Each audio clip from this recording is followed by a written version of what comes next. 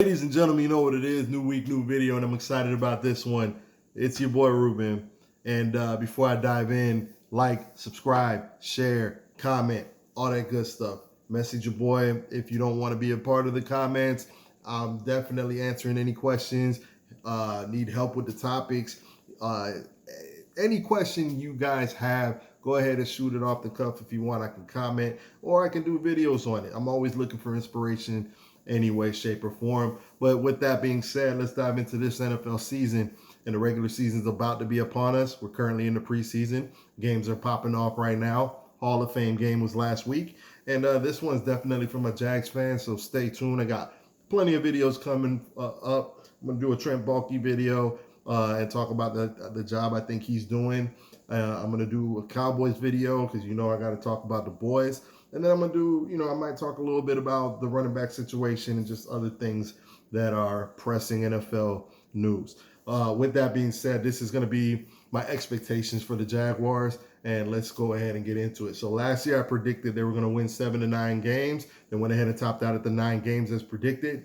And I predicted they were going to look better with Doug Peterson, a real offensive coach that'll help school Trevor Lawrence and, kind of bridge the gap from that terrible year under Urban Meyer that I've also predicted would happen. With that being said, my expectations, I'm going to go ahead and just tell you now I expect anywhere between 10 to 12 games, or really even 11 to 12 games. That's the sweet spot, I believe. And of course, guys, this is, injury caveat here, common sense, all right? We suffer major injuries that obviously can, change some things. So, with that being said, barring injury, I expect this to be an 11 to 12 win game season. And the reasons for that are I expect Trevor Lawrence to take the next step. I expect us to have a true number one in Calvin Ridley that we haven't had in quite some time since Jimmy Smith. We've had guys masquerade as it for a season or two here and there, like Allen Robinson, but we all saw how that worked out. And then overall, offensively, I think I expect to be pretty good. We got weapons galore. But before I dive into all that's well with the offense or bad, I want to talk about the offseason in general, which I give them a C. We obviously spent a lot of money in free agency last year. Didn't expect to do much this year. However, the draft was going to be essential, I felt like. We had plenty of holes that we needed to cover that I don't feel like we gave the kind of attention I really expected us to give it.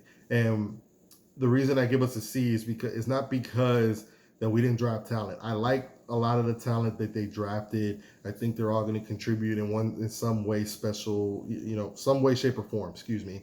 But ultimately, I thought we did a lot of lateral moves. I didn't necessarily think we got significantly better. And here's what I mean by that. So last year, we knew we were gonna probably lose Juwan Taylor. They re-signed Cam Robinson. We know that he's probably not going to be here for within maybe next year even. And then we went ahead and lost him to suspension for some reason, unfortunately. And I felt like we panicked in the first round with selecting Anton Harris. And that's not a knock on him. I just don't think with the first pick in the draft, with some of the holes we needed, that offensive line should have been the panic move that we made. I do think we would have got an offensive lineman maybe somewhere second, third round, to supplement what we had going on. But I think Cam Robinson put us in panic mode, and we kind of oversold our first round pick for the offensive tackle. This draft lacked a lot of pizzazz. We didn't draft anything. I didn't feel like we filled any big holes with this draft. So we went offensive tackle, which helped supplement the loss of Juwan Taylor and Cam Robinson to suspension. We went with Brenton Strange in the second round because we had Evan Ingram on franchise tag, and we didn't know what was going to happen with him. And then we went with Tank Bigsby in the third round. All these positions are essentially, if we're whole, probably non-starters, and that's where you get to see. I like some of the later picks, Antonio Johnson, Yasir Abdullah, Tyler Lacey for depth, I guess. But none of these picks really moved me or filled great holes, which I really felt were um, in the secondary. I thought after last year we would make significant changes, or at least put ourselves in position to make significant changes to the secondary. I don't think Antonio Johnson's enough.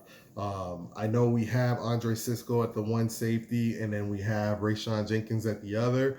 Antonio Johnson, a lot's been made about his ability to play in the slot as kind of the big nickel safety type, which is becoming more popular now. The problem with us is we're very adequate in the front seven if things are kept in front of us, but we're not outside of Tyson Campbell. I don't trust anybody deep. And Andre Cisco was a ball hawk in college. Last year was his first full year, but I didn't quite see the range that I thought I was going to see from him. But hopefully, with another year removed from the ACL injury he had coming in his rookie season, and then losing that rookie season under Urban Meyer, he did show that he was a big hitter. Didn't expect to see that, but I'm hoping to see more of the ball hawk that, and we're going to need it considering that we just were not great in the secondary. Darius Williams settled down the second corner spot, but I really feel like we could do a lot better at that corner spot. Rayshawn, I know he's become kind of a fan favorite. He's made some big plays for us, but unfortunately, he can't cover. And so we really have two kind of gaping holes from Darius Williams and Rayshawn Jenkins. And then if we're spread out really wide, some of the middle linebacker play from, we had Lloyd, who kind of was lost last year, combined with some of the safety play and the ineptitude on the other boundary outside of Tyson Campbell. Long story short, the secondary left, a lot to be desired last year. We got away with a lot of things because we do a lot of sexy things in terms of the way we blitz. We do a lot of unique blitzing. We have a lot of cool concepts on defense. So I do expect a step up from the defense, especially because there was so much youth there, and it's the second year under Mike McCoy. I think we're going to do a lot of interesting things. But the problem with the 3-4 and the way we blitz, combined with the way we cover, it's going to be a lot of feast or famine, and that's my major concern. A lot of people think that depth at the pass rusher position is going to be an issue, and it could be because we have Trayvon and Josh Allen. But I expect big things from Josh Allen and Trayvon. He's gotta bring it this year. I'm a little worried about. I saw that he lost some weight. I know, guys that come in heavy, they like to kind of maybe drop some weight. But my thing was he was such a freak athlete. What made him special was his explosive ability and speed at the size that he was. So I just hope he didn't lose any strength. From what I'm hearing, he's looking good in camp. So I mean, I'm expecting good years from Josh Allen, who's in a contract year, and Trayvon Walker, who's looking for something to prove. Now, outside of that, we did draft Yasir Abdullah, who is also an interesting talent, 4.4 speed, 19 sacks in the last couple seasons in college. But I'm really intrigued by him as kind of a depth piece. They're experimenting to see if he's a true pass rusher. Can he play the linebacker role? We have a lot of guys that I consider chess pieces. So again, we're going to be an interesting and intricate offense. But ultimately, we have two problems. We don't cover well, and I worry about the depth up front more than the pass rush depth. Last year, when Fotokasi was out, the run game was atrocious. The stopping the run was atrocious. And I don't see much changing that now. Hopefully, with the emergence of Devin Lloyd, who I think is, can also fill some of the pass rush void, and Chad Mumba, another year of those guys, and everybody settling in, they can fill gaps better. But we'll see. But ultimately, guys, we're going to make our bread and butter on the offensive side of the ball. It's not particularly my shtick for how you build a team. I prefer to have a strong defense to an offense, but hopefully we're going to be a high-flying offense, and it's going to allow a lot of opportunities for the defense to make plays. If teams are trying to play catch-up with us, that's, I guess, the goal. Trevor Lawrence got to take the second step. Last year, I think Doug Peterson makes it really easy for the offensive tackles and offensive line and Trevor Lawrence with his schemes. A lot of misdirection. But one thing that's not really being talked about, because I talked a lot about with the good. I expect Trevor Lawrence to take the next step. We got a true number one. Christian Kirk is going to be more in a natural role of a 2-3. Zay Jones, like we have a lot of moving pieces. Brenton Strange being the second tight end behind Evan Ingram. While again, I didn't love these picks. These are all weapons that we're going to be able to use. Tank Bigsby being the thunder to Travis Etienne's lightning. The offensive line is the one thing that I think can derail everything. While I like Anton Harris, he's not necessarily the archetype of offensive tackle I like. I like the bigger guys like a Walker Little, like Cam Robinson.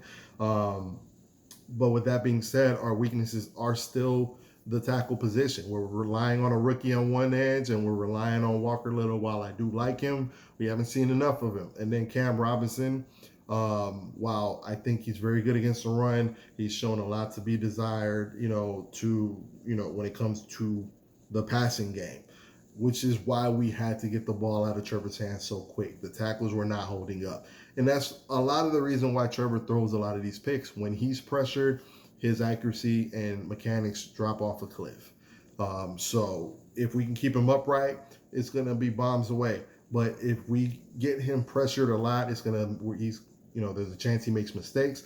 Hopefully he's matured and figured out, outlets, check downs, things like that. Those are things that Trevor has to learn to deal with, and how to learn to not let his mechanics go out the window when he's pressured. If he's learned that, then we can overcome maybe the offensive line. But I don't think he's that kind of quarterback. So they gotta hold up. The interior, very good. But if this O-line experiences any injuries, it could be problematic. Scherf, I think, is the best O-lineman we got, but he's known to be hurt. We got Ben Bartz coming off an injury. We got a lot of kind of moving parts, but if healthy, this offense can be dynamic. And the last thing I want to talk about, and it is a negative because it's something I'm concerned with. Nobody's really talking about the rule change.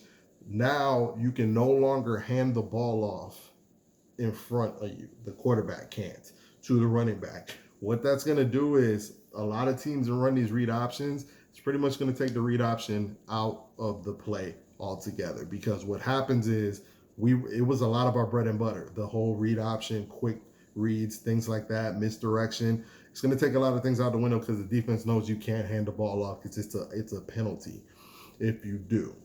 And if you hold it, they already know what's happening. You're not giving it to the quarterback, so it's an advantage for the defense. I'm wondering what we're going to do to offset that. It's going to affect a lot of teams. We're one, Philadelphia's another. The Chiefs, guys with intricate offenses that run off of these kind of West Coast read option type of schemes, they're going to be highly affected. But the Chiefs, they're just an offensive machine. We do have a descendant from the Chiefs, Andy Reid tree, so hopefully he makes the same adjustments. We'll see. But it's something to keep an eye on. Remember, I said it here. So, again, guys, I appreciate y'all. I expect, like I said, 11 to 12 wins. Stay tuned for my next videos. And remember, like, subscribe, and share. I appreciate y'all. Peace.